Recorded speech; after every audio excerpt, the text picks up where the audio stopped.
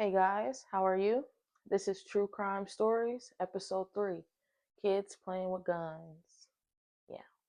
Now, before we get into it, I know that it looks different. I'm not showing my face, but hey, tell me how you guys like it. It's like listening to a book. I think it'd be fun. So, the kids attached to the murder was unnamed because of the ages. I named them myself just so you guys could follow along without any confusion. It's a 13-year-old boy named Sam and a 15-year-old boy named Dennis. Okay, guys? You gotta stick with me. Now, Charles E. Bates, 14, was born March 13th, 1971, to the parents of John and Nellie Richardson Bates. Born in Youngstown, but lived in Warren, Ohio, at 464 Commerce Ave Northwest with his grandparents. Charles had one sister and four brothers. He was an eighth grade student at the West Junior High School. Charles was a member of the football team, and he also attended Second Baptist Church on a regular. March 14th, 1985, Friday after school, Charles and many other friends went to Sam's house on the southwest side for a party. Sam's parents were at work. Some kids were drinking beer, but it's not to the point of being drunk. Over time, when the party began to settle, many kids started to leave and go home. Charles stayed and hung out with the remaining people there. Dennis was playing with a handgun, pointing it around, and it soon goes off, hitting Charles directly, point blank range, in the face. The boys that were at the party panicked and decided to take Charles' body to a place along the railroad tracks off of Victoria Street, only between a quarter of a mile or a half a mile from Sam's house. Not that far at all. They took that poor boy's body and dragged it all the way to the railroad tracks.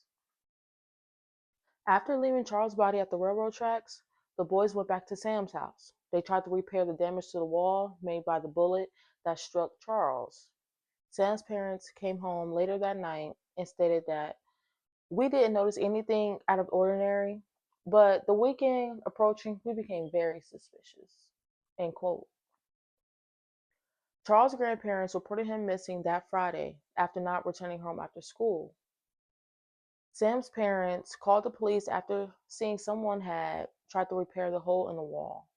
When the police arrived, they realized it was a gunshot hole, and that's when everything came out. Tuesday, March 18th, police soon questioned several boys that were at the party that was held by 13-year-old Sam. Friday, March 14th, Police Chief Richard soon takes Dennis into custody. After being detained, Dennis' attorney stated that police would not be able to talk or ask Dennis anything. 2 days later, after Dennis was detained, March 20th, 1985, Charles' body was discovered about noon Wednesday off the railroad tracks near Victoria Street. The coroner's office ruling was pending, but police expected a ruling of homicide, of course.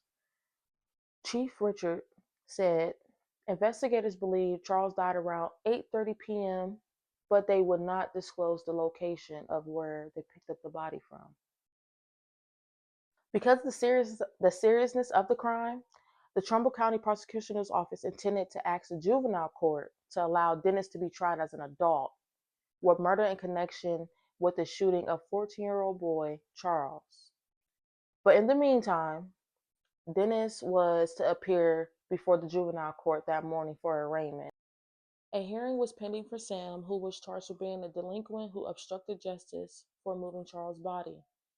Now, Dennis, he was soon charged with murder in March and had pleaded true to the crimes of negligent homicide and obstructing justice, according to the Trumbull County Prosecutor's Office. Assistant Prosecutor Thomas P.G. stated evidence indicated that the shooting was accidental and the evaluation will be done on Dennis before the Trumbull County Juvenile Justice Center to decide what deposition to make in his case. He remains in juvenile custody until then.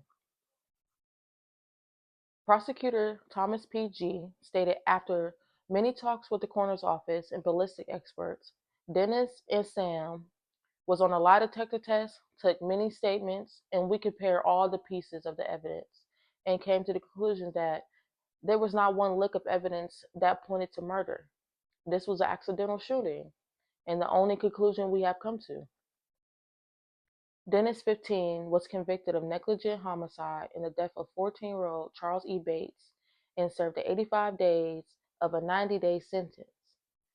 Dennis was also not allowed to return to the state until after his 18th birthday. 13-year-old Sam was not charged. Charles was put to rest March 26, 1985, at the Oakwood Cemetery of Warren, Ohio. And that was a sad tragedy of Charles E. Bates.